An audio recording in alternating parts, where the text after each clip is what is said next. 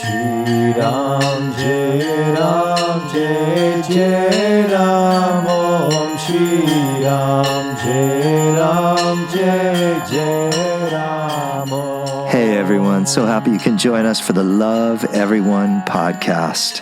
With your hosts, Govind Das and Rama Chandra Das. A conversation of love, devotion, and walking the path of Bhakti Yoga.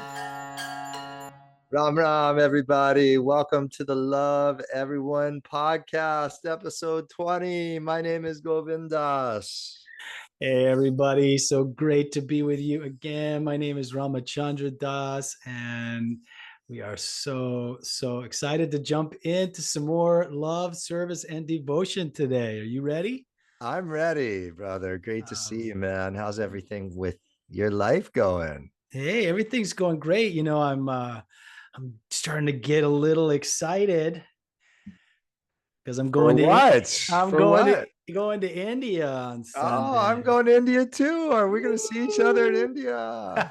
Yes, we are going to see each other in India for a brief 48 hours, but it'll I'm sure it'll be special no matter what. Yeah, that's great. I can't wait. I'm so excited. You leave Sunday? I leave Sunday night. Yeah, it's like time is just slipping through my hands like sand in an hourglass. Boy, does it feel like everything quickens the last week before going to India.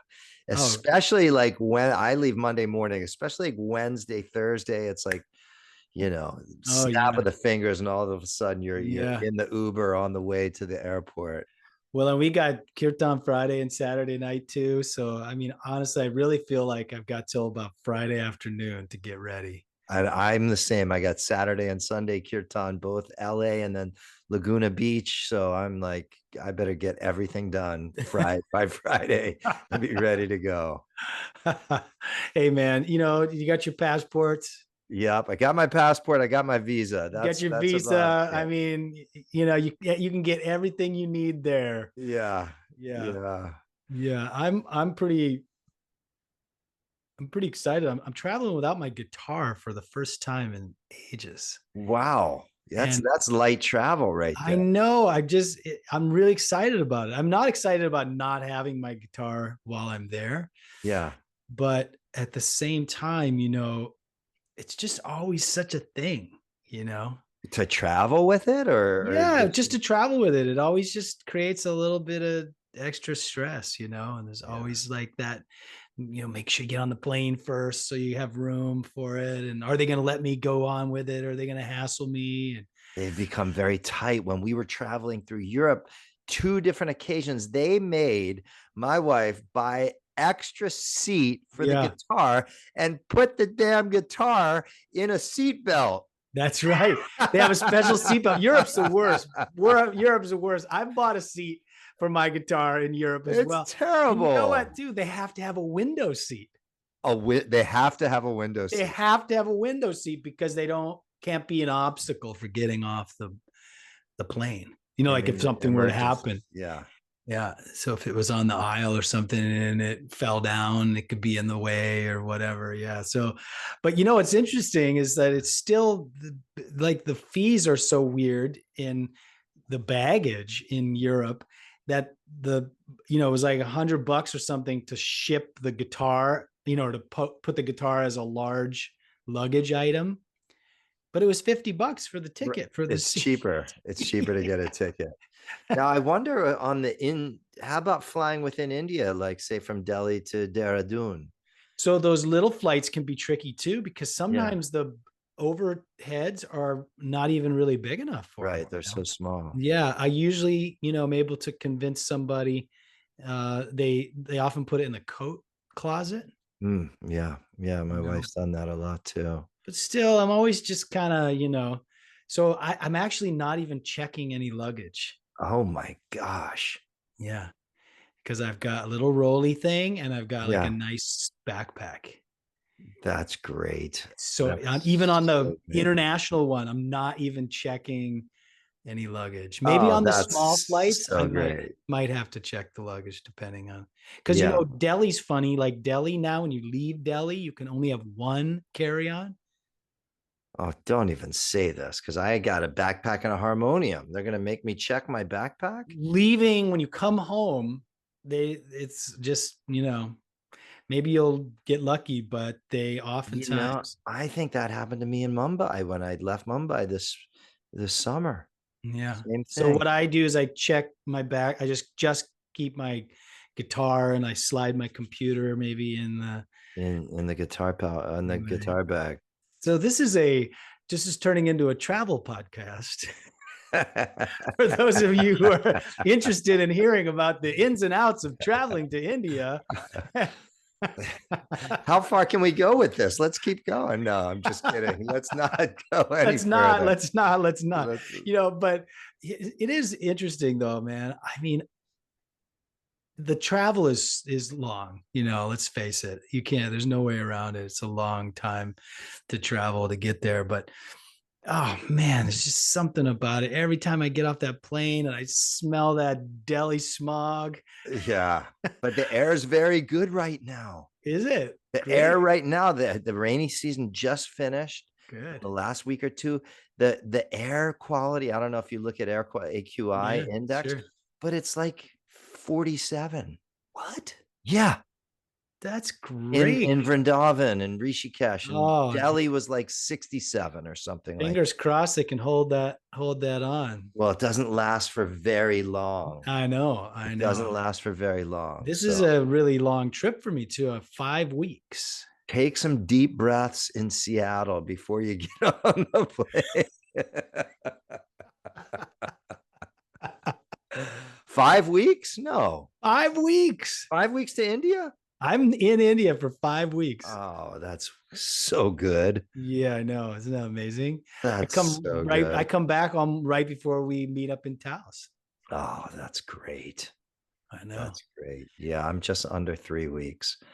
Amazing. But maybe I'll change my ticket and stay an extra 2 weeks. Do it. Just stick it out with me. Let's just go Tapavan Kirtan every night. I'm sure my family would not be happy. But we'll never know. You never know. But hey, baby, I made 500 rupees last night. Oh man. So everything else good? Yeah, everything's great, man. It was I think I mentioned this because you had just left, but I still miss you, bro. Bro. So nice having you up here. But we're gonna do something up there. So friends, beware in January. Beware.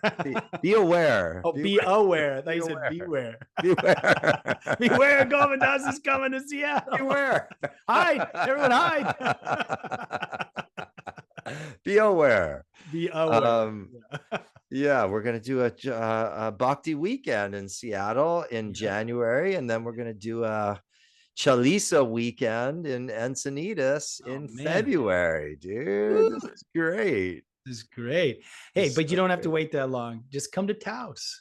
Come to Taos. Taos is going to be delicious. Getting full. There's a few more spots left though, but so we'd love to have you. But it's starting to fill up. It's going to be have you looked at the list? It's a great group. I have not looked at the list. It's a really great group. Yeah. Oh, good.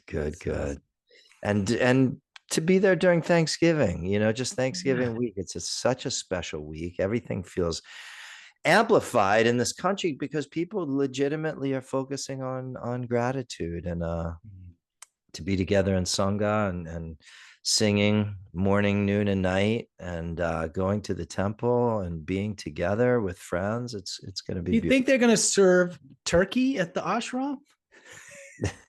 What do you think? What do you think? Just kidding. Tofu turkey. Tofu turkey. Of course. Turkey. So what is that? Is that turkey stuffed with tofu? No. Tofu stuffed with stuffing. Oh, okay. Oh, I love tofu turkey. Oh man. My favorite. My absolute favorite. Lots of gravy, mushroom gravy. Oh yeah. Mushroom gravy. Mushroom gravy. Oh, I'm getting hungry now. Not yet. I wonder what they will serve. If it'll have a Thanksgiving theme to it, or probably Indian food. I would bet. I would hope. personally, yeah. personally, hey, we're about to dive into Indian food, brother. I'm so excited. Yeah. Breakfast, lunch, and dinner. Breakfast, lunch, and dinner. Well, it'll be interesting. I think my first 2 weeks, so I'm going to be in a Ayurvedic panchakarma in South India, and I think the food oftentimes isn't quite, Yeah, probably won't be as rich. Delicious, rich Indian food. But look, Ayurvedic Indian food, the best. You never know. It might be amazing. When I was there at the Govardhan Eco Village, they have an Ayurvedic, they have the regular restaurant, and then they have an Ayurvedic restaurant. Pay a little bit more. And I went there every single meal. Did you? It was so good. Oh my goodness. But you but you kind of like, you don't like the spicy. Oh, I don't like too spicy. Right. So you kind of like the more milder. Yeah, I like the mild. Whatever, which of course is the sattvic way to go about it. We know. Of course. I like the spice. You're a pretty spicy dude. I can be pretty spicy. Yeah. No, anyway, but I'll make up for it, I'm sure, when I get to Rishikesh. Yeah, you can get some spicy, rich food there. That's You're a pretty Rajasic dude, bro. No, just kidding. Hey, I am, but I'm working on it. Okay, give me a break. I'm working on it. Okay, just one step at a time, going towards the sattvic. That's it. Oh my God! Right on. Should we dive in? Should we do some opening prayers and get this podcast rolling? Yeah. All right, everybody. We'd love to start off with a few invocations just to set the tone, to dive in. And always we like to chant some shlokas from the Guru Stotram to invoke Neem Karoli Baba and our gurus, our teachers, and just to put ourselves in the right place, in that space of humility, and just to be open to allow a higher transmission to come through. All right, so I'll chant the Sanskrit. Rama Chandra Das will chant or repeat the English. Akhanda mandalakaram vyaptam yena characharam tatpadam darshitam yena tasmai Sri Gurave Namaha. Salutations to the Guru who revealed to me the supreme truth, which is unfragmented, infinite, timeless divinity, and which pervades the entire universe. Ajnana timirandasya jnananjana shalakaya chakshurun militam yena tasmai Sri Gurave Namaha. Salutations to the Guru who opened my eyes, which had been blinded by the darkness of ignorance, by applying the divine ointment of self-knowledge. Guru Brahma, Guru Vishnu, Guru Devo Maheshwara, Guru Sakshat Param Brahma, Tasmai Sri Gurave Namaha. Guru is the creator, sustainer, and the destroyer. Guru is directly the supreme spirit, both manifest reality and the absolute. My reverential salutations to the glorious Guru who resides in the hearts of all beings as the true self. Hari Om. Bolo Shri Sat Gurudev Baba Neem Karoli Santa Maharaj Ki. Jai. All right. All right. So friends, so what we like to do to get the conversation rolling here is to introduce Chopai, one of the verses from the Hanuman Chalisa, 40 verses lovingly gifted to us by Goswami Tulsidas about 500 years ago. And they all still ring as true as ever. And today is one of my favorite Chopais because it's talking about one of my favorite beings in all of Ramayana. And it's Chopai number 17, verse number 17. The translation is, Vibhishana heeded your counsel and became Lord of Lanka, as all the world knows. And the Avadi, goes like this.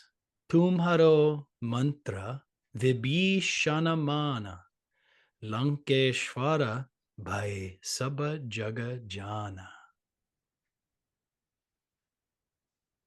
All right, Govindas, why don't you open it up and share a little bit about this chopai? Yeah, you said it, brother. This is one of my favorites as well too. I'm thinking just about, as you were reading that, just about story and how story is made up of characters, setting, but the characters within a story are so important.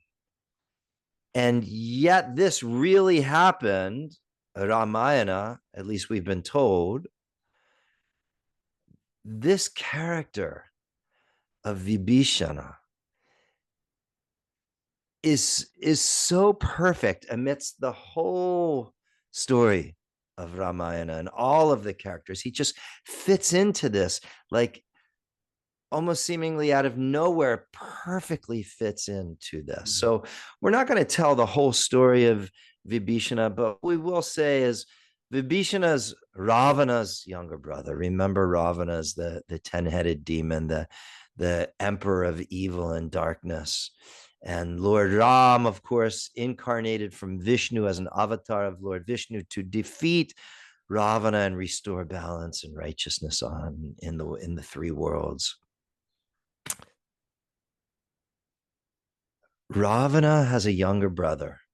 I think last week we talked about Kumbhakarna, right? Didn't we talk about we did talk giant about Kumbhakarna. Yeah, right? Kumbhakarna, who was so big and so hungry that he was about to eat the whole world and had to put him to sleep. Ravana has another brother named Vibhishana. And Vibhishana is so unique because he's been born into this Rakshasa race, the race of demons. But he's dharmic. He's pure. He's devoted to the good. And many times he tells Ravana very respectfully that he must give Sita back because he understands truth. He sees truth and he lives in alignment with truth. And he sees what Ravana is doing, and he sees that Ravana is acting out of alignment, that he's stolen another man's wife, and not only another man's wife, but Lord Ram's wife.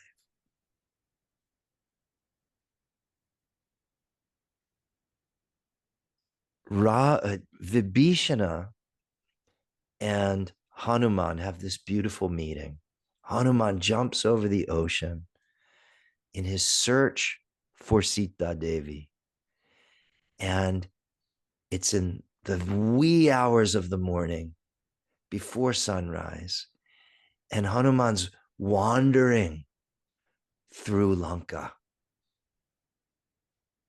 And he hears the sacred chanting of Ram Nam. And he gets close to this little kutir. And outside of this kutir, he sees Tulsi growing.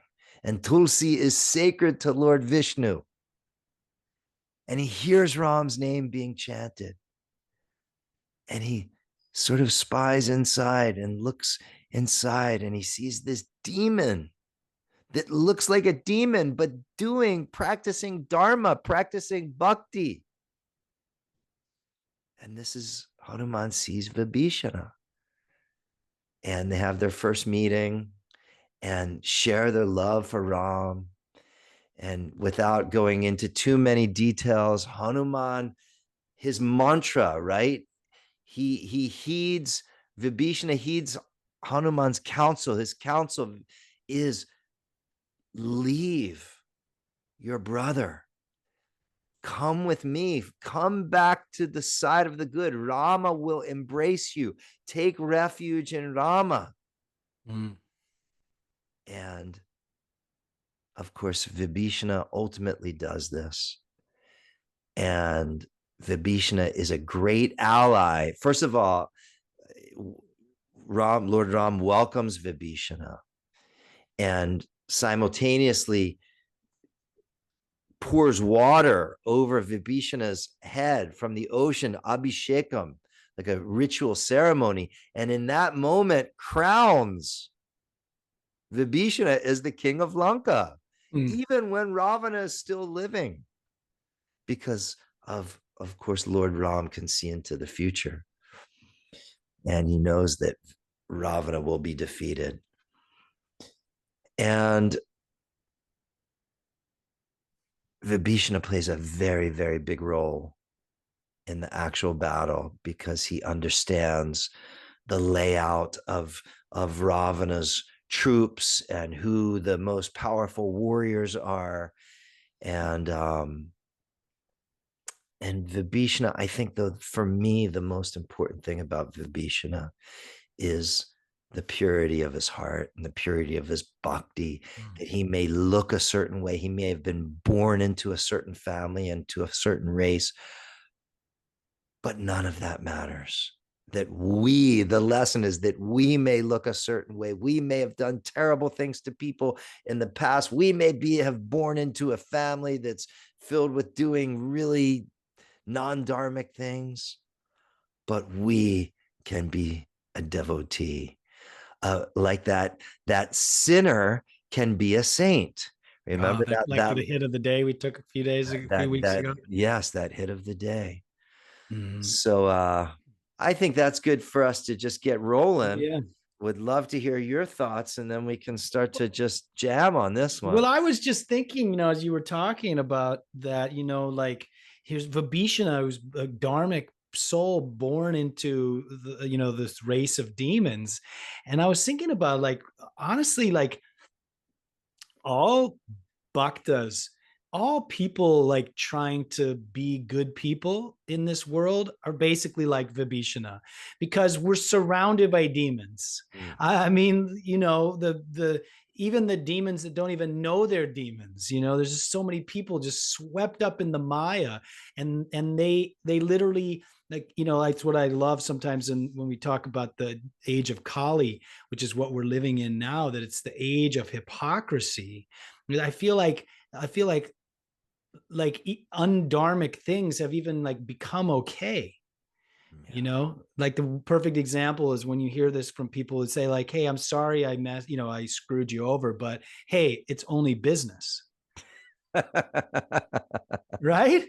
Like, why? Because just because it's business, is it okay for you to screw me over? Yeah. I've never understood that. Like, oh yeah, everything goes out the window, and now we can just be as ruthless and cruel as possible because it's business.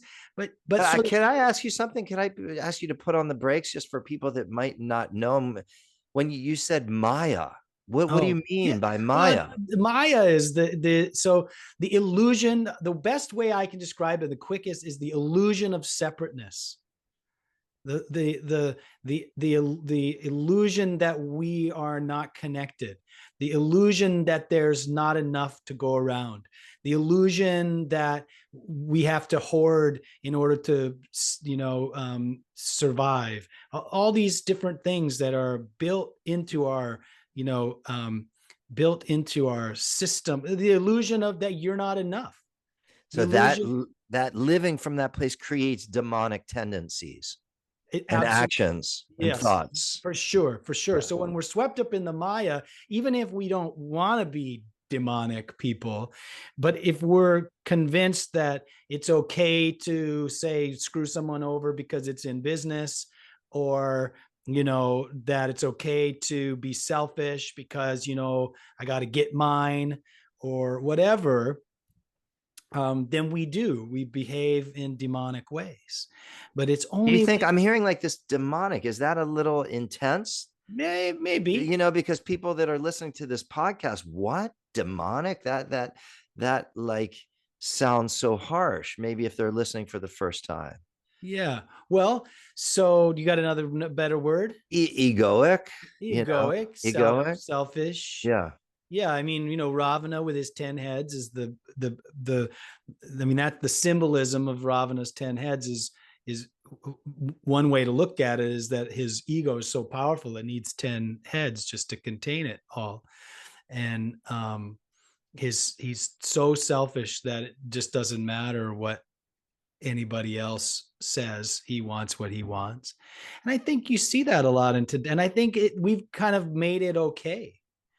We all kind of nod and be like, yeah, well, sometimes sometimes you got to be cruel because it's business and you got to make some money. And I just don't think that that's the way the world has to be. And I think that's Maya. I think that's illusion. Like that there's not enough to go around, that, that we're separate, that we're not connected, that my actions don't affect you, and that I'm just living in some kind of personal selfish bubble. But the reality, according to yoga, is that there's a unity that's beyond what we can really capture with our eyes and our senses. And that maybe the only way we can tap into it is through these deeper spiritual practices like bhakti and kirtan and meditation, satsang. And so I was just feeling like we're all kind of like that in this world. Like, most of the world, it feels like, even the people who don't think they're selfish or want to be selfish, the drive to make, to push you into that selfishness is so strong with the advertisement and the political divisiveness, and it's on and on and on. There's so many layers to this, that here's Vibhishana. And I love how Tulsidas describes Vibhishana when he's talking to Hanuman in that moment in the Ramcharitmanas, which is Tulsidas's version of Ramayana. He says, I feel like the tongue living in the midst of a mouthful of teeth. And we've all bitten our tongue before, and we know how it feels. Yeah. But just feeling like, we're all a little bit like that until we make a conscious decision, like Vibhishana makes that conscious decision to leave Ravana. He tries to live this dual life of like obeying his brother, his elder brother, because that's dharmic, is to obey your older brother. But when it becomes too much and he can't live in alignment with his truth, which is one of goodness and righteousness and love of Ram and love of God, he has to leave. And I think we're kind of all presented with this on maybe a more microcosmic level, that we're all kind of presented with this thing of like, are we going to stick it out with the demons and live in Maya, or are we going to follow Hanuman and go towards the light? Yeah, I think what I'm hearing you say, that there's a really big metaphor here for the spiritual path as a whole. Because when you're just a part of worldly life, material life, how 99% of the people are living, you just are saying yes to that, and it's sort of, it contaminates us on a certain level. And then we say, you know what, I'm going to find the strength inside of myself to follow a whole different path. And other people may not like this, and it may be different to other people, but I trust it so much that I'm just going to follow the spiritual path amidst a world of materialism, which I think, basically everybody has to do, because I think the material world has been the material world, at least all the way through this Kali Yuga, and throughout time. The world is the world, but those rare people say, I'm going to follow a spiritual path. Yeah. And I think Vibhishana chose to, follow a whole different way, and he left this culture that did not align with him anymore. And Vibhishana is an extreme example, which typically we find in stories like this, where and he has to leave his own family. Yeah. His own brother, who in spite of his brother's evil egoic tendencies, he still loves him and he still wants the best for him, and he tries so hard, over and over and over. Vibhishana tries to convince Ravana to as you told in this, when you were telling the brief story, give Sita back. You have everything you could possibly want. You're the race of Rakshasas are thriving. You have 1,000 beautiful wives from all over the universe. You have children, you have family, you have this whole city, and yet you're willing to throw it all away for this one Sita. And so he tries so hard, but eventually it's Hanuman, though, who ultimately, according to this line, it's Hanuman who's able to say, he says there's a wonderful story. I can't remember where it's from, but the gist is basically well, if you from the material dharma point of view, I love this. Yes, you should obey Ravana, but from the spiritual dharmic point of view, you should follow Ram. So which do you want to do? Which, and what that's kind of what you're saying in this building, this metaphor is it's like a metaphor for this choice that we're always being asked this too, by the way. I wish it was as easy as one day I chose to follow the spiritual path and then everything, got easy. But you're constantly bombarded with temptations or situations or moments in life where you could go into the egoic, direction, and we have to make that choice like Vibhishana made over and over and over and over. So he's a wonderful role model. Just love it. Yeah.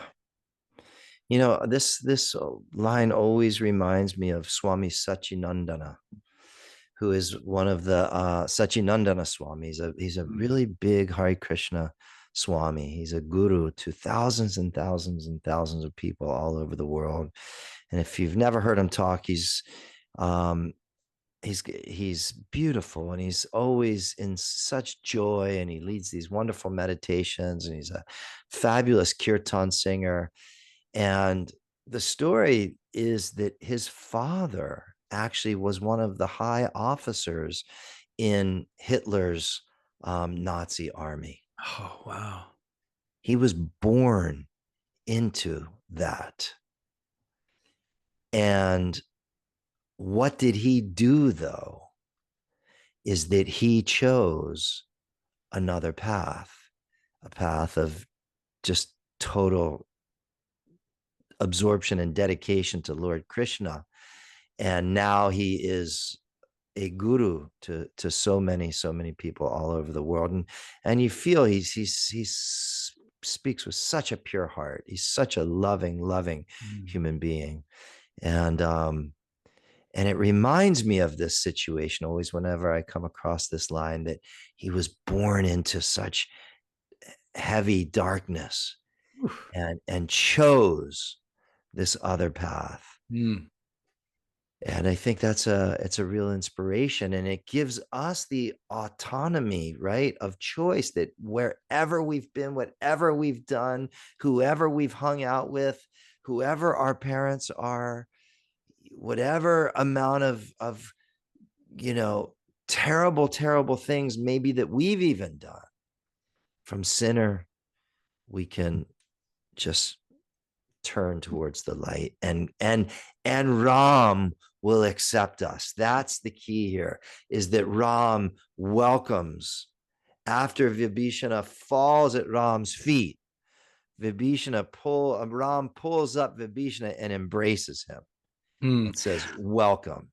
I was hoping you were going to get to this part, because this is also such a beautiful moment for all of us, walking the path, to see this demon be received so graciously and so compassionately, and I would even say forgivingly, because it's as if there's nothing to forgive. It's unconditional love. It's unconditional love. Yeah. And Ram just embraces him with that. And of course the metaphor is pretty straight up here, as you've been describing. It doesn't matter who we are, what we've done, what we've said, how we've acted, what our color of our skin is, what the sharpness of our front teeth, our fangs. But because, by the way, Rakshasas have fangs, everybody. So, but that if you genuinely and sincerely turn towards Ram and submit yourself and surrender to him, it's just a wide open, it's another hug, and how great is that? Because I don't know, about you, Govindas, but I've done some things I regret. Believe me too. Me too. I still think about things that I regret. Yeah. What's that? I still think about things. I know. I find myself like in the darkness of a sleepless night or something. All of a sudden, something that happened 35 years ago pops up in my awareness, and I still feel some regret and wish that I could make things right and all that kind of stuff, but many of those things I don't even know where those people are, or I don't, there's nothing I can do, but to know that through that all that, and I feel that's way about Maharaji as well, as were we talking just last week, I think maybe even that Maharaji knew everything about Ram Dass. He knew every thought that he'd had. He knew everything that he, and Ram Dass's experience was that, that Maharaji, not only did he not really even care about that stuff, but he just saw right past it and just saw Ram Dass's soul and loved him unconditionally. So I feel like that must be, it's kind of what I feel from Neem Karoli Baba, Yeah, there's a bunch of these lines that give me, I don't want to say hope, but just a sense of ease. Like, the things that can just haunt us through life.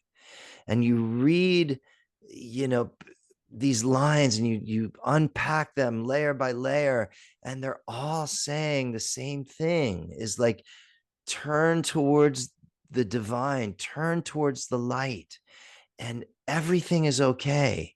And it's kind of like we spoke about last week, where we were talking about breaking the bonds of karma. Remember in our LSD hit that we took, that the Hanuman Chalisa changes fate. Well, in the same kind of way here, we turn towards the divine, and those chains of karma, where we've been in such bondage, literally break apart, and we can then begin to open to the blessings of the light. And that's a huge shift in a human life, right? And even years after that shift has been made, or I'd like to even just approach it from a moment to moment view, that we're on the spiritual path, and my mind is still going in these totally demonic ways and doing stupid crap, and hurting people, and being selfish and acting from lack. And I don't know about you, but I'm still doing that shit all the time. Oh my God. Yeah. Right. And we've been on the path for decades. So the remembrance of Vibhishana, the remembrance of okay, just go to Hanuman, heed Hanuman's counsel, which is turn to Ram, turn to God, turn to love, and everything, it's like that contaminated mind and heart can be purified just by turning it all over again and again and again and again and again. I love too that not only this line, but the line we studied last week or looked at last week, you know, that by following Hanuman, or, you know, allowing Hanuman to take the lead, is that literally kingship. You know, both Sugriva and Vibhishana became the king, you know, and I think there's something there. You know, it reminds me a little bit about like Jesus saying the kingdom of heaven is within, you know, and when we talk about Ram living in our hearts, and, you know, there's so many wonderful little weaves here, you know, where this is all kind of comes together. But this kingship, what do you think this kingship is all about? I love this metaphor right here, that we become the king over our ego. Oh, okay. We become the king over those lower forces of those quote unquote demonic tendencies, as we're talking about. We become, the love reigns supreme over the self-doubt and the hatred and the judgmentalness and criticalness and lust and desire that's endless, and the on and on, the different manifestations of the ego, when we turn to that light and begin to identify with that inner Ram, that there's that kingship. That's what I get. Right. So we have like some sovereignty. Yes. By the way, this is another one of these words, the lingo of late, is you hear a lot of like people talking about sovereignty. You know, last week we had a couple good words, right? What did it? Toxic positivity, and gaslighting.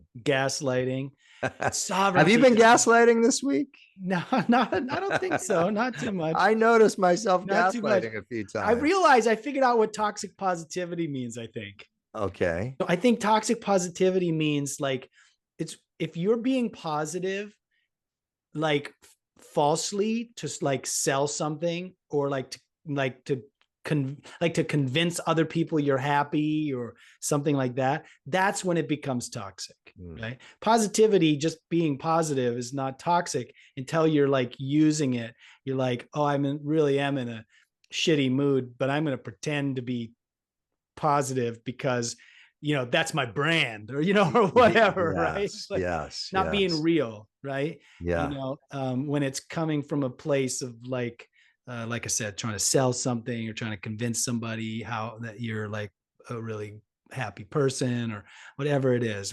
So anyway, side note there. But sovereignty is like, is this a new word? Well, people are using this word sovereignty. They're using it. Yeah. Like I hear it in like the medicine circles and stuff like that, where it's like, it means kind of what you're describing. But I think it can become toxic sovereignty as well. Oh, geez. When people, it's why, like, sometimes let's say what I think it is, which is like having control over those lesser parts of ourselves. Right? The higher self has sovereignty, is reigning supreme, is being the Lord or the king of. The Lord, yes. Yeah. So the higher self is lording over, or having sovereignty, meaning like, but what a lot of times I think sovereignty also means, like, you know, people talk about like, oh, sacred, you know, sovereignty is like also having some kind of borders, you know, or having like some sort of protection around yourself, you know. And I think sometimes when it gets used in today's lingo, is that people use it as an excuse to act selfishly. because I used to call it yoga selfish, where it's like, oh, well, I'm getting into yoga and I'm getting into spirituality. And then my therapist told me that like, I never like do anything for myself. So instead of like just trying to integrate that gently, right? Just trying to integrate that gently into my life, what I'm going to do instead is I'm just going to be really selfish all the time. And I'm going to say it in a way like, I just really need to like, do stuff for me these days. And so I'm going to walk all over you, but I'm going to do it in a really sweet spiritual voice as I do it, and I think sometimes this concept of sovereignty, which is like standing in your power, can have that same ability to get taken into like, oh, well, standing in your own power also means like having power over other people. And that's where it can get a little, and I think it's interesting is that all of this stuff, it's like the siddhis, the yogic superpowers, right? All of this stuff that we're doing, it leads to us strengthening our will, strengthening our, spirit, strengthening our bodies even, and I think that the danger is always that when we become more powerful, then we want to exert that power over other people. Yeah, yes. The more powerful, I mean, this is Ravana, right? He had such a strong willpower, but he's used it in the wrong way. There wasn't the humility. This humility is the key piece in all of this, especially when we do spiritual practices over a long period of time. And I've been having this meditation where does humility come from? And I think it comes from having the deep reflective understanding of still our flaws and still how we act from ego. Now, some people aren't going to want to look at that stuff, right? Like, and therefore there's not an equal parts humility in relation to their power. But I think that's a big part of things, is constantly keeping ourselves in check and looking at where we are not acting in alignment with who we want to live as and the love that we truly are. So humility is a big one, man. Yeah, it's a hard one to look at, right? Because it means, acknowledging, if you're to basically talk about acknowledging your flaws. I mean, yeah, but like, a lot of people don't even want to acknowledge they have any flaws, Acknowledging that half of the time I freaking suck, dude. Like I just am really showing up. 1/3, bro. I don't know. You're pretty good. I'm trying, but honestly, don't let it go to your head. But don't let it go to your head. Okay, 1/3. I'll take it. All right, okay, 1/3. How about 1/4? All right, okay, all right. But so Vibhishana has so many wonderful like lessons for us, I think. Yeah. Just this one line. I mean, it's just, again, it just really reiterates what Neem Karoli Baba said about every line of this Chalisa is a Maha mantra, a great mantra all unto its own. And I feel like we come here and we talk for, an hour or something about these lines, and I'm just getting charged up, just getting ready to go. Yeah. And Vibhishana, he remains humble the whole time. He does. Even when he becomes the king. And, he, like Hanuman, is one of the Chiranjeevis. So that means that one of the eternal beings. So there's multiple lists of eternal beings. There's 7 of them. But depending on which scripture you're looking at, those change slightly, like the Saptarishis as well. The same thing.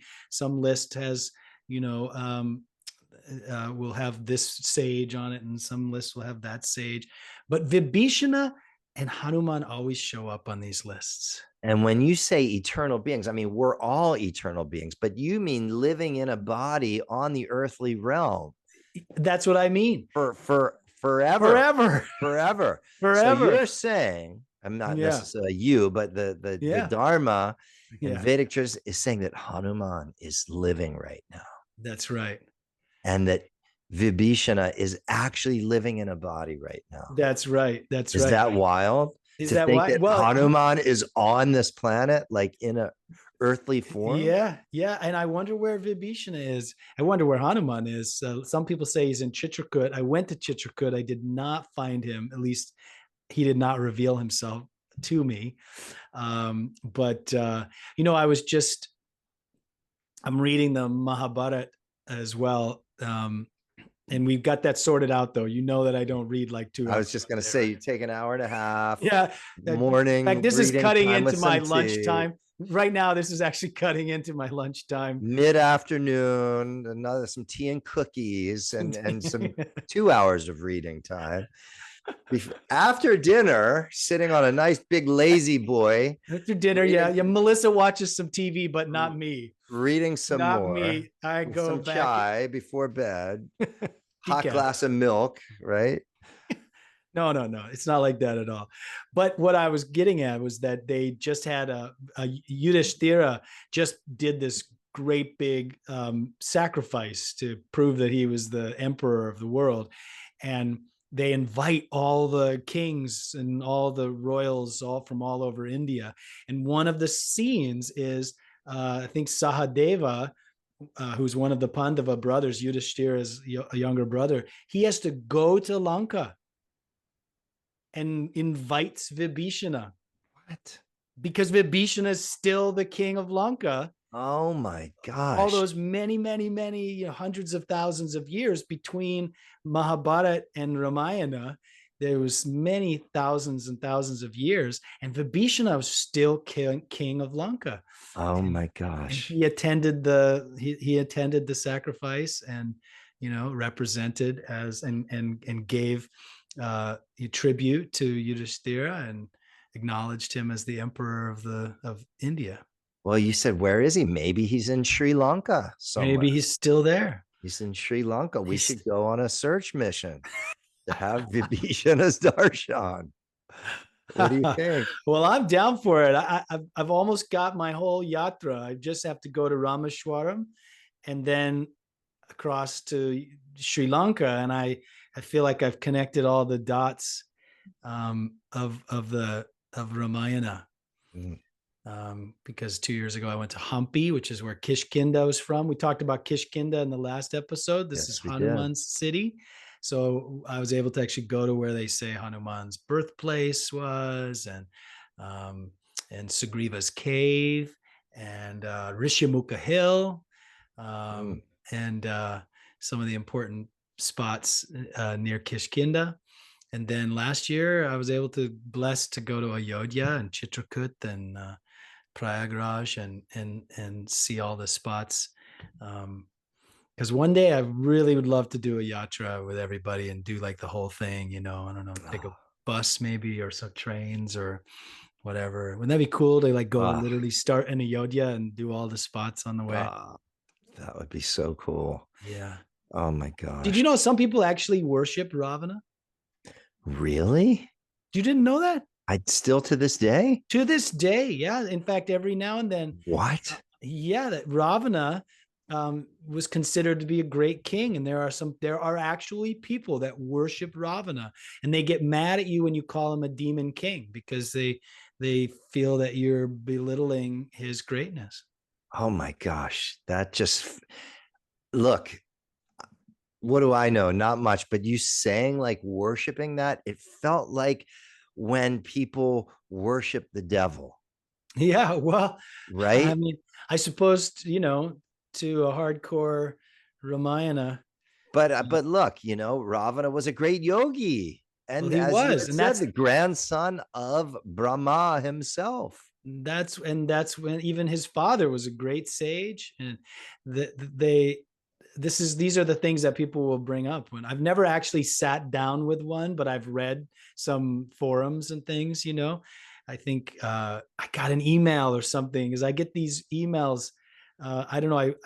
I guess one day I went and read something on like, what is it? Quora? Is it? Yeah, Quora. Where people ask questions. Yeah. And I must have asked a question or made a comment or something on a Ramayana thing. So I get all these, like almost every day, I get something in my email box about like, you know, somebody chatting about Ramayana or something, you know. And sometimes it's completely garbage and everybody just shuts them down, you know. But I think that's where I saw somebody commenting about stop demonizing stop demonizing Ravana. You can't even demonize Ravana these days. He is a demon. You're not even allowed to do that online. Oh Yeah. my gosh. Yeah, but there's actually people who worship Ravana like legitimately. That is wild. Well, there are people that worship the devil. There are, yeah. There are. So I guess so. Yeah, that makes sense. I think, Ravana, though, here's the thing about Ravana is where I don't really think of him as the devil. Yeah. Because he was so flawed. Yeah. And he had allowed his 10 heads to take over, and I think that's why Vibhishana struggled with it for so long, because he saw so much more greatness in his brother. Even when Ram sees Ravana enter the battlefield for the first time, both Valmiki and Tulsidas write about how impressed Ram was. And just even Hanuman seeing him for the first time when he spied on him in his bedroom. And he just felt even the spiritual greatness. Yes. The divinity, Ravana, in a sense. He was a master of the Astras, and he received all of his power through 10,000 years of tapasya. He knew all the Shastras and the Vedas and the backwards and forwards. He was, great in so many ways. And yet, amidst all that greatness, he just couldn't control. He couldn't have sovereignty over his ego. I thought I was going to say something else. Wow. Over his dick. Well, turns out he had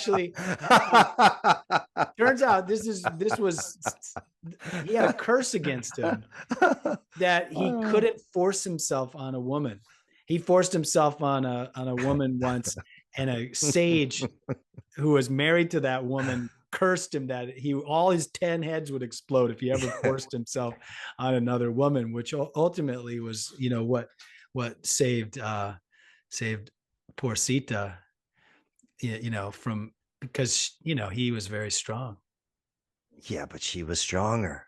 Yeah, well, she was stronger internally and spiritually and mentally and all that stuff. Like the willpower. That quote from Gita, your willpower is your best friend or your worst enemy. It's like Sita's willpower was so strong, but Ravana's willpower was so strong, but it was his worst enemy. Yeah. Yeah, because his willpower thought, well, I can't give her up because then that means I'm weak. And, and so his willpower was keeping him stuck in his position. But that willpower was his enemy because it's what destroyed him. Wow. I don't know, bro. I'm starting to feel ready for a hit. I think I'm right there with you, man. You feel ready for a hit? I hear you have a really strong hit for us to take today. This is the Ramakrishna hit. Nice. Yeah. This is the so let's do it. Let's take a hit of LSD right here. Let's take a hit of LSD right now. Wait a sec. LSD. Let's take a hit of LSD. No, why do you keep saying it like that? What? What are you talking about, Govind? Should we say it? it? Yeah, you say it. Sounds like we're about to drop some drugs or something. We are the greatest drug. The real LSD is the greatest drug. Love, service, and devotion is the true LSD. Oh my gosh. It's like nectar, isn't it? It's the greatest drug. LSD is the greatest drug, everybody. I love LSD so much. We're gonna edit that out. I love LSD so much. LSD is the greatest drug. Oh my God. Okay, all right. What do you mean by that? Who is this guy? Why is he saying this? This is awful. Because he's really into love. He's really into service, and he's really into devotion. That's what we call LSD on the Love Everyone podcast. The OG LSD on the Love Everyone podcast. What we do is we like to take a quote or a saying or some teaching from one of our teachers or from one of the great saints that have walked this path. And today you said you have a little Ramakrishna. But wait, I've just professed my love for LSD. Do you love LSD, Ramachandra Das? Do you even need to ask? I feel like you're a little shy because you don't want this to get out on the airwaves. Haven't you been listening to me? You don't want to get this out on the let me hear you say it. Let me hear you say it. I'm going to record it. I want to put this out on the internet. Do you love LSD, Robert? Yes. I love LSD. Gosh. The peer pressure. That's the peer pressure. You want some? I do. Give it to me. All right. Here it is from Sri Ramakrishna. Do all your duties, but keep your mind on God. Live with all, wife, children, father, mother, and serve them as if they are God. Let's do it one more time.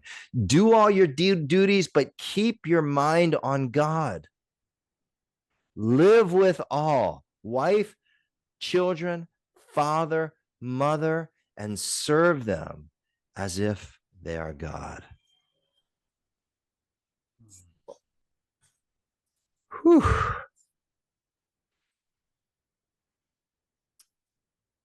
I love this. Because, what you got, man? Well, it's like it's really good practical advice. Yeah. You know, because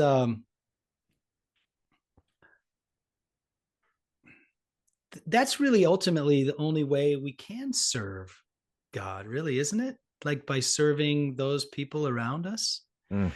And I think like the highest place that we could ever aspire to be would be to see our brothers and sisters and our wives and our spouses and our friends and the people around us as living embodiments of God. This is ultimately, you know, one of my, I love that Hare Krishna painting. Well, there's many of them, but you know how there's always like the little devotee and he's looking out and there's like a thief, and then there's an elephant, and then there's like a dog, and then there's a brahmana, and they all have like a little Krishna painted on their chest, like right where their heart would be, with a little radiate, and the dog and the monkey and the elephant and the, you know, all the creatures, you know, are all basically within their heart. They're the same. They're Krishna. And I love that imagery, and I think about that all the time, and I try to do it sometimes, you know, when I can remember, if I'm sitting at the airport or something and I, you know, and I'm looking around and there's all these different shapes and sizes and heights and skin colors, and there's just all these different people, and they're from all these different places and all these different paths, and I try to like do my best to see that little, you know, and I just use the painting in my mind, and I think, you know, can I see the little Krishna in their heart, you know? And boy, but it's really hard, right? Because I mean, the minute someone cuts you off in traffic, and like, you know, if you saw that little Krishna in their heart, would you say, "Hey, F you," you know?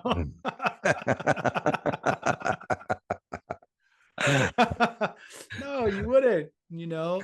And I don't say F you to anybody on the street, you know, but but I know I have the feeling, I experienced the feeling, and I used to, so yeah, I don't know. It just feels like practical advice, just live your life, do your things, go about your business, but try to see God everywhere. What about you? There's a couple of things that are coming up for me. One is that I just was randomly having a thought yesterday. Like, what is the most absolutely spiritual way to live? This word spiritual, I mean, it's so loaded, and it can be interpreted in so many ways.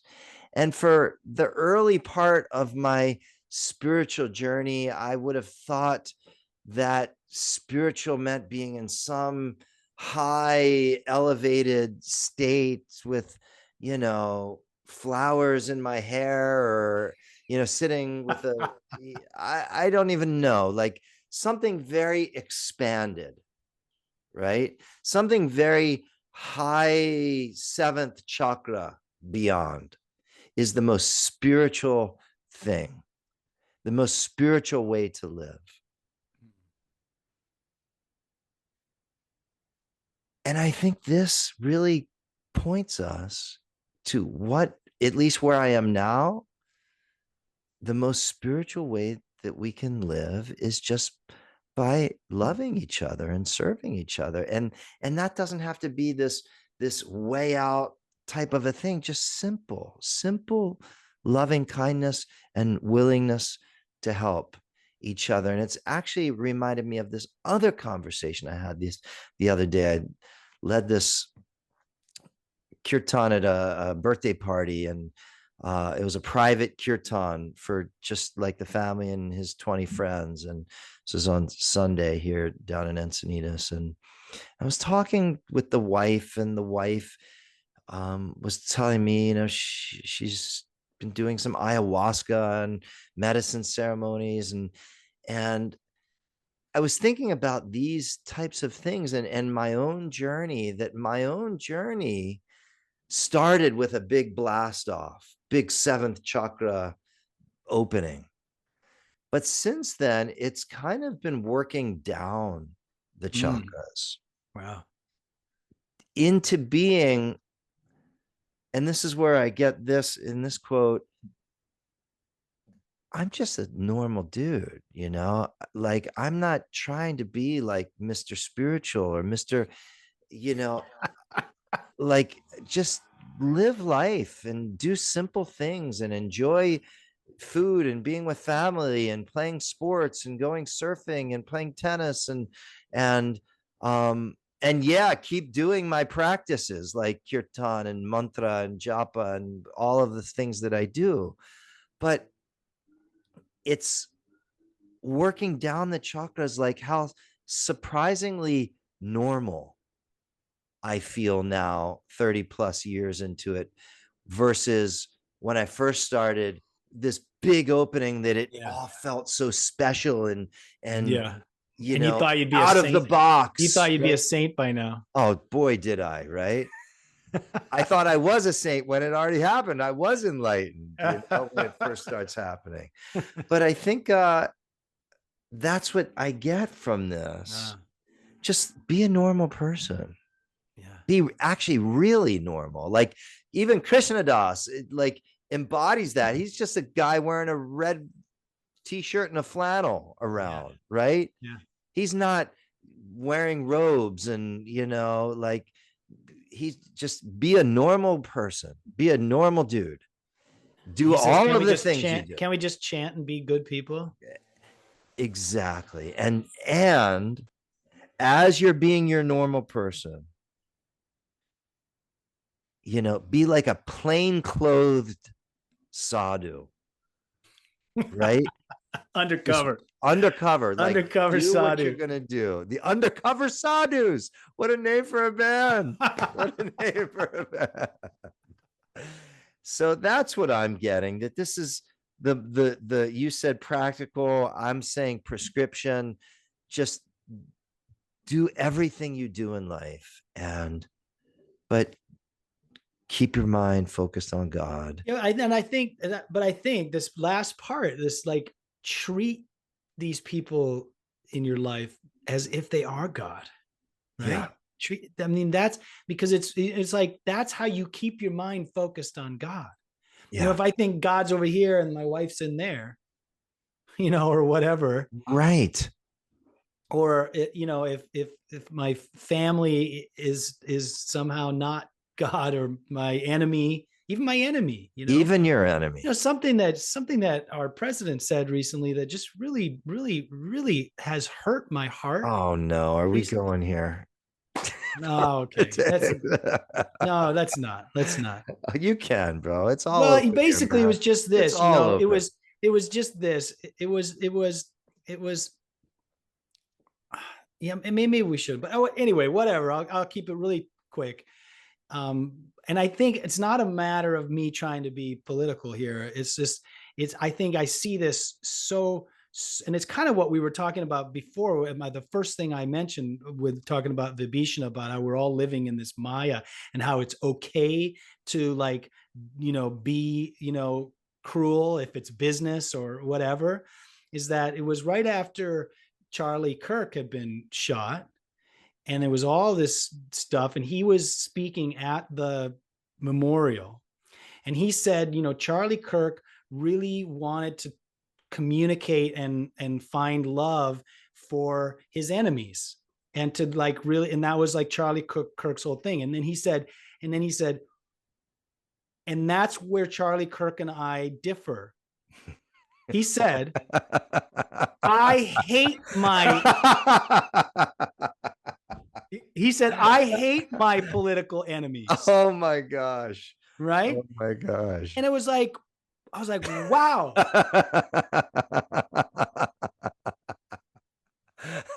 But that essence is everywhere. Like people, if people are thinking like it's okay to hate other Americans if they just feel differently about politics, or like it's okay. It's like hatred is like somehow becoming like normalized and okay. Wow. And not just by him, by it's been happening, say, in the Middle East for hundreds of years now. I mean, he's not the creator of hate.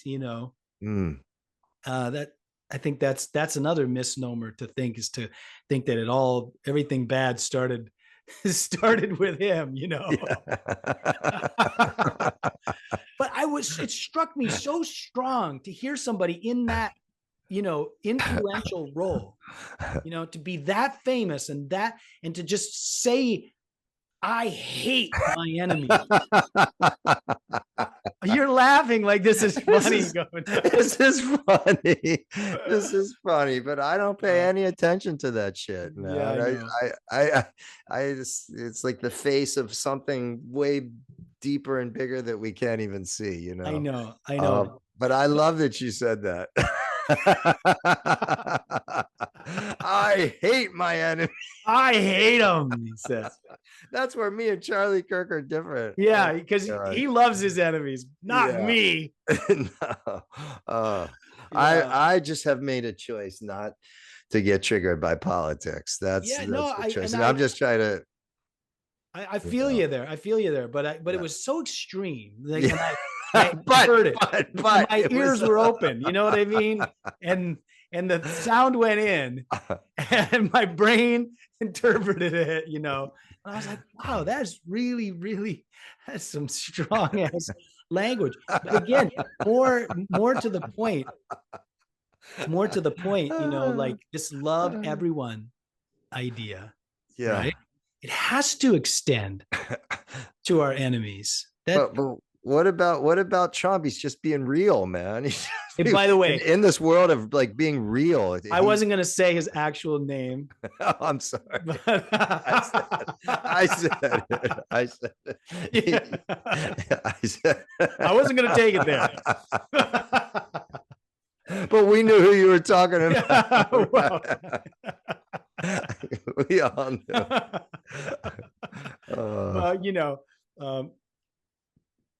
I don't know. Well, I mean, sure, that's a really great excuse though. Oh, I'm just being real, Yeah. Well, there's this world now that you can't be spiritual. You can't love people. How can you? Yeah. You got to be real. Oh, they're not being real, Right. Oh, right. We say love everyone and everyone just goes spiritual bypass. Yeah. That's not real. That's not real. They're not being real. They're phony. They're phony holy. But I think, sure, love everyone is like what if we all just even tried? That's what it is. It's just the trying. It's the practice. It's make an attempt. We're never going to be able to love everyone, but keep making an attempt. And guess what? The world will be a better place from that. And we all want to live in a better world. Just make the attempt. But to even make the attempt, you have to have spiritual knowledge. You have to have this knowledge right here that everyone is God. Yeah. Even Ramakrishna serve them as if they are God. But what about serve them as they are God? Yeah. Not, trying to bash on Ramakrishna because he's a great and he said it in Hindi probably or something. Yeah. He translated it anyway. Because aren't we God in form? Aren't we? What else are we? What else could we be? Right? We are the created by the creator. Yeah. Yeah. And it's, and Ram Dass, he used to always love to put a picture of George Bush or whoever was his current, political trigger at the time on his altar. And, that was an attempt, that's an attempt. When I'm sitting at the airport and I'm trying to see Krishna and everybody, I fail. Every time there's always somebody I can't get there. Ram Dass always said, "Oh, Ananda Mahima. Oh, Maharaji. Oh, Jesus. Oh, Amma. Oh, Casper Weinberger."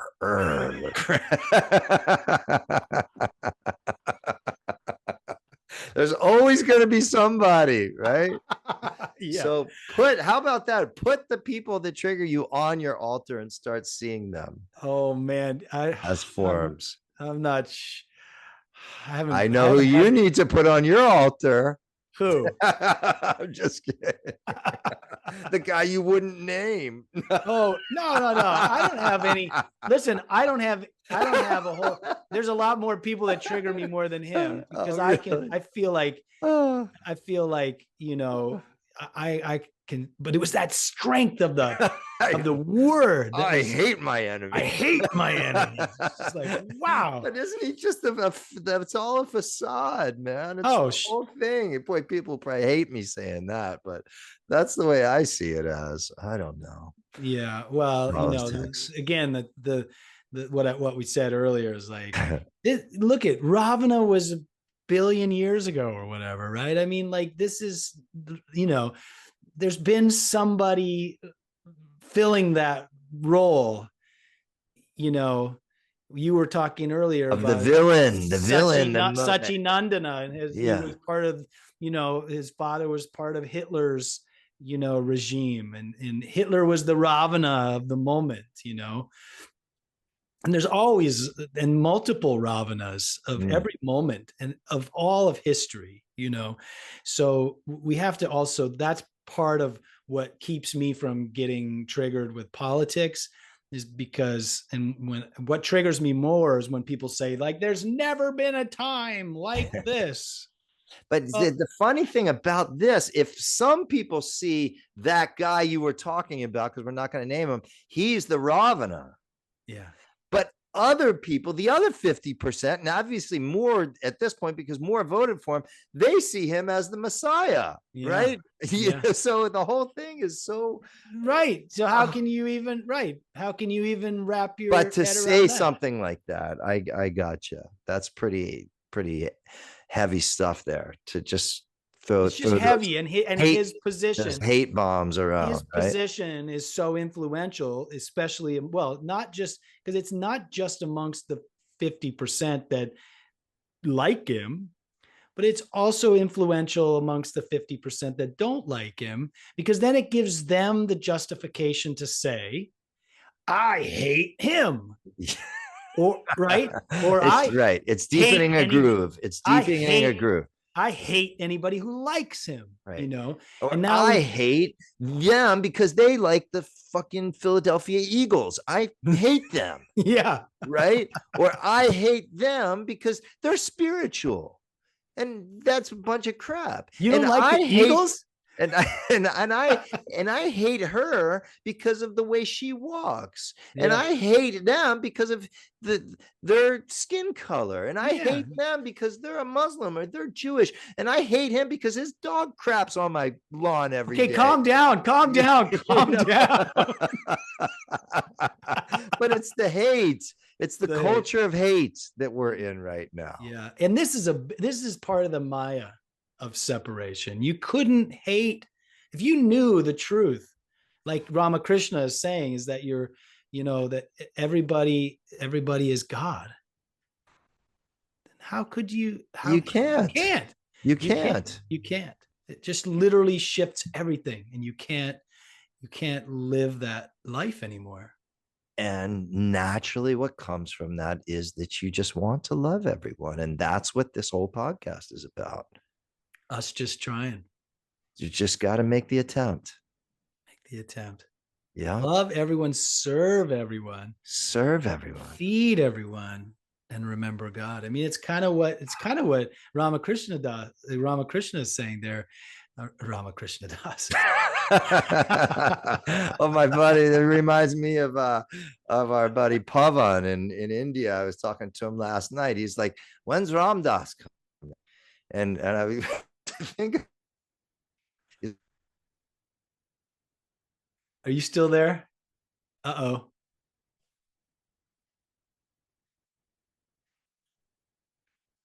Oh, I think we lost you. Oh, are you there? Oh, yes. No. Did we lose me or did we lose you? I thought we lost you because you went frozen, but maybe you went frozen too. Who knows? Yeah. So wait, Pavan, you were saying Pavan always calls you Ram. Oh, all right. He calls me Ram Das. Ram Das. Like, when's Ram Das coming? You are Ram Das. But you called him Ramakrishna Das, right? Ramakrishna Das. Which he is Ramakrishna Das. Yeah, for sure. Ramakrishna? Yeah. Yeah, he's definitely Ramakrishna Das. Right? Yeah. What a great name. Great name. Ramakrishna? Ramakrishna Das. Ramakrishna Das. That would be the servant of both Rama and Krishna. Is that a great? You got it all right there. You got it all. Oh man. Oh brother. Well, I think we figured it out, right? Yes. Love everyone. Love. We said that at the same time. It's the prescription. It's the prescription. But before you love everyone, don't you have to have the gyan, which is that everyone is God? Yeah. But how do you get that? That's where I think you need to do some purification, or at least have some knowledge be given to you from a guru like Maharaji or Anandamayi Ma or whoever, your pastor at church or your rabbi at synagogue or whatever it may be. Yeah. Or reading the Bhagavad Gita or Ramayana or wherever it comes from. All one, Sabek. All God, all love. But in our where this goes back to the beginning, Maya, at the beginning, when we're in Maya, you can't see that. You don't get that. So that's where LSD comes in. Yeah. Whether it's the kind you put on your tongue or the kind that we take here. Yeah. It just blows that perspective wide open. You got to get a new perspective. You can't, like I was just saying, like once you have a taste of this and you can't go back because you just can't, even when you're once you're at the stage of attempting to love everyone, like, I'm going to put Casper on my altar. Casper Weinberger. I love that. But I'm going to put, I'm going to put villain X, Y, or Z on my altar. And I'm going to try to express love towards even that person. That I don't think he can just, you know what, didn't work. And I'm done with this. I'm done with this stuff. And just go right back to, there'll always be, even if you go back to the same activities and the same actions, there's always going to be a part in your mind and in your consciousness that's going to be like, it's going to know, once that seed has been planted. And so I think what I, like people say, is peace possible? And I'm like, I don't know, but what if we all thought it was? Yeah. What if we all even tried? Like, what if every single one of us said, let's give this peace thing a chance? The whole world would change overnight. You can't even, but I think the universal consciousness, though, has been so weighted towards the opposite of that. Oh, there's peace. Oh, we've always had war, so peace isn't possible. Yeah. So why even try? Do you know? All right. Let's wrap it up. Let's wrap it up. Yeah, but the connection isn't great. My computer's running out of battery. That's time. It's time. We could go on and on. We could. And thank you, everybody. Hope we didn't get too political for you today. We did. Even a little is too. Oh, sorry. Just even mentioning a politician is political these days, right? Of course. Oh man. Well, you said Casper Weinberger, so I did. I said that first. You did. And you said he who shall not be named as well. I'm gonna get in trouble for that. All right, everybody. Let's finish with our closing prayer. Speaking of peace, let us send this prayer of peace out to the whole world. Loka samasta sukhino bhavantu. Loka samasta sukhino bhavantu. Loka samasta sukhino bhavantu. All beings, including ourselves, be happy, be well, and be free from suffering.